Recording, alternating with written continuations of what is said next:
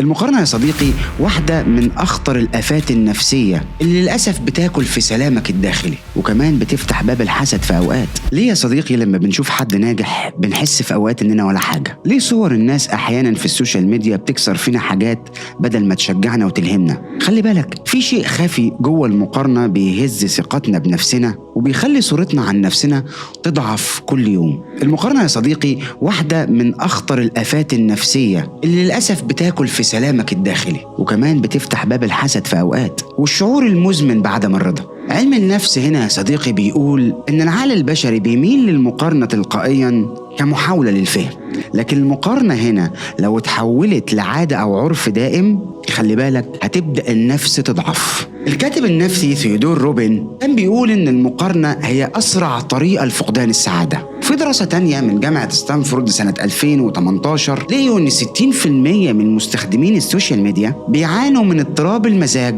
بعد التصفح، وده للأسف يا صديقي بسبب المقارنة اللي بتحصل منك بشكل لا واعي. اللي بيحصل هنا مش إنك بتقارن نفسك بحد، أنت بتقارن لحظة واقعية في حياتك بلحظة مثالية بس بحياة حد تاني اللي اختار إنه يوريها لك بأبهى صورة على السوشيال ميديا. حتى القرآن يا صديقي بيؤكد على فكرة التفرد والاختلاف، وكمان بيطلب للإنسان إنه يبص لنفسه مش لغيره. ربنا سبحانه وتعالى يا صديقي قال: ولا تتمنوا ما فضل الله به بعضكم على بعض. ربنا يا صديقي سبحانه وتعالى خلق كل واحد فينا بنعم مخصوصة ليه، وخلقه بمسار مخصوص، مش علشان نتسابق، علشان كل واحد فينا يوصل للسلام والرضا بس في مساره هو. حتى النبي صلى الله عليه وسلم لما اتكلم عن المقارنة علمنا ان احنا نبص للي اقل مننا في الدنيا مش للاعلى. الرسول صلى الله عليه وسلم قال: انظروا الى من هو اسفل منكم ولا تنظروا الى من هو فوقكم فهو اقدر الا تقدروا نعمة الله عليكم. تعال بقى يا صديقي هنا اقول لك على كم مثال كده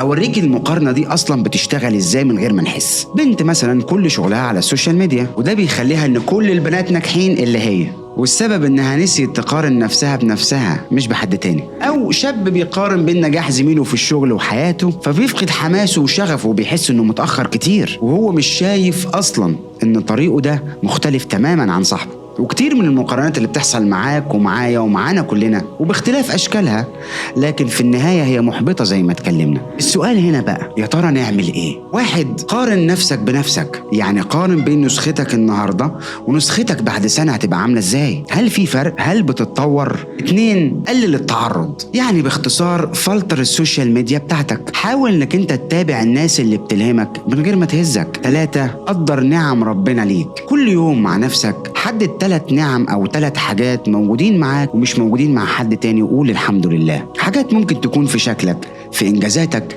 مهما كانت الحاجات دي بسيطة بس صدقني هتفرق كتير جدا جواك. 4. اعرف قدر نفسك، كل حد فينا يا صديقي عنده مسار أكيد مختلف عن التاني، مش لازم تنجح زي التانيين، لازم تنجح زي ما مكتوب لك إنك تنجح. 5.